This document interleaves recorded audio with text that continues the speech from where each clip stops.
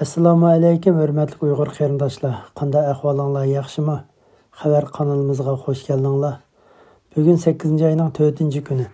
Bugün 8-oyning 4-kuni Beijingda turishliq Amerika bosh konsuli konsulxonasiniki mol-mulklarini baho talashtirib setib etdi ekan. Bu xabar Beijingda turishliq Amerika konsulxonasining tor betida e'lon qilinibdi. Mol-mulklarni baho talashtirib setish vaqti 8-oyning 4-kuni atdigan soat 9dan 11:20 qadar. Setib etadigan mol-mulklar uy saymollari, elektron asboblari, masalan, kompyuter, televizor, qatorliq elektron saymollari. Bunda qilishdagi maqsad nima deganda, favqulodda jiddiy bir vaziyat ko'rilsa, Beijingda turishliq Amerika bosh konsulxonasi jiddiy chekinish uchun tayyorlik xizmatlarininki bir qismi ekan. Buningdan biz nimani ko'ra olamiz deganda, Amerika Xitoy o'rtasidagi diplomat urushi kundan kunga o'rlab etibdi. Vaziyatning bu darajaga taraqqiy qilishi yanada Xitoy hukumati Amerika davlatining manfaatiga og'ir ziyon solganning oqibati.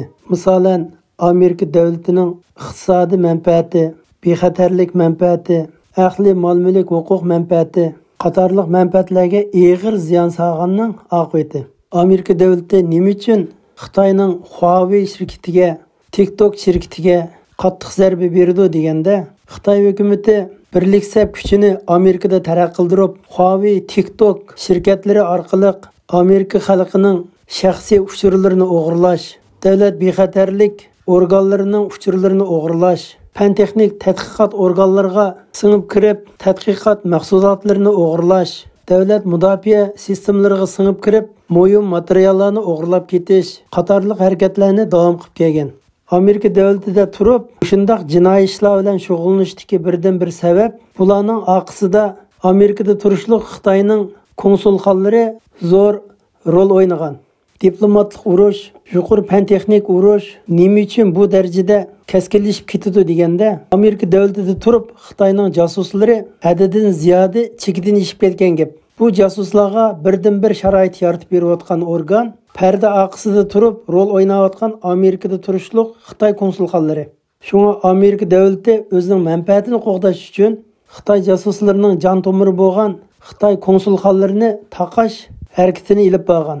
Hostondagi Xitoy konsulxonasini taqashning o'zi buning bir misoli. Xitoy davlati o'zining kuchini ko'rsatish uchun Xitoyning Chengduda turishliq Amerika konsulxonasini taqab o'zini ko'rsatgan. Hamda Amerika hukumati ehtimolga yaqin Washingtonda turishliq Xitoyning bosh konsulxonasini taqib etish mumkinchiligi bor ekan. Chunki Washingtonda turishliq Xitoyning bosh konsulxonasining bosh konsuli Cui Tiankaimo bak haddidan eshib ketibdi. Masalan, Washingtonda turishliq Xitoy konsulxonasining ikki xodimi yaqinqi mezgilda mashina haydab Virginia shtatidagi bir harbiy bazaga kirgan. Harbiy bazaga kirish oldidagi cheklangan belgilarni ko'rib tursa-mu, bilmagan kishidek bo'lib olib, Amerika harbiy bazaga kiravergan. Shuning bilan Amerika hukumati Washingtonda turishliq Xitoy bosh konsulxonasining bu ikki xodimini qo'ng'itib Amerika davlatidan qo'g'lab chiqarib etgan. Shunga ehtimolga yaqin bo'lgan Washingtonda turishliq Xitoy konsulxonasini taqib etish mumkin. Amerika hukumati Xitoy konsulxonasini taqagandan keyin Xitoy davlatimi o'zining yuz obro' uchib ketmasligi uchun Beijingdagi Amerika konsulxonasini taqishi mumkin ekan. Shunga Beijingda turishliq Amerika bosh konsulxonasi munosabatlik tayyorlik xizmatlarini qilib etibdi. Mana buning keyinda Amerika va Xitoy o'rtasidagi diplomat urushi keskin bo'lib etibdi. Ikki davlat o'rtasidagi diplomat urushi keskin bo'layotgandan keyinida keskin yuqori fan-texnik urushi bo'layotganining sababi ekan. Masalan, biz yuqori deb o'tganga o'xshash Xitoy jasuslik organlari Amerika davlatida ilib berayotgan harakatlari. Chunki Xitoy hukumati har xil razil usullar bilan Amerika davlatiga singib kirib, Amerika davlatiga zo'r ziyon solgan. Ziyonning darajasi bak eshib ketgan. Shunga diplomatlik urushi boshlangan. Ham yuqori fan-texnik urushi mu boshlangan. Hamda Amerika hukumatining Xitoyga qarata ilib boradigan qadam bosqichlari Amerikada turishliq Xitoy konsulxonalarini taqash, Amerika davlatiga singib kirgan Huawei, TikTok shirkatlarini taqash. Ikkinchi muhim bo'g'ini dunyoga tahdid ko'rsatayotgan Janubiy dengizdagi Xitoyning kuchlarini pokiz tozalash. Amerika üçün 3-cü moyun boğunu Hong Kong meselesi, Uyghur meselesi, Tibet meselesi bulup hesablandı ekan. Nurg'un qarindoshlarımızdan o'ylaydig'ini Amerika hukumati Uyghur meselesiga, Hong Kong meselesiga ilib berayotgan tadbirlari tozi keskin bo'lmayotidi degandek ko'z qarashlar bo'lgan. Men bu shundoq o'ylayman. Endi biz Amerika davlatining manfaati bo'yicha o'ylaganda, oldi bilan Xitoyning 40 yildan buyon Amerikaga singib kirgan kuchini pokiz tozalash, bo'libmi diplomatiya jihatda, fan-texnik jihatda Amerika davlat ichidagi Xitoy kuchlarini pokiz tozalash. Uningdan keyin ikkinchi qadam va uchinchi qadam orqali Xitoy hokimiyatiga ajallik zarba berish.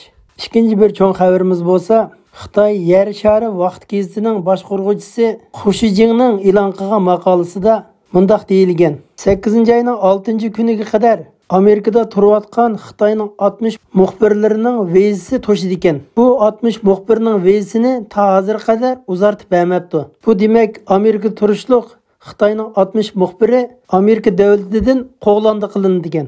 Xu Shijing mushundaq mazmundagi maqolani e'lon qildi.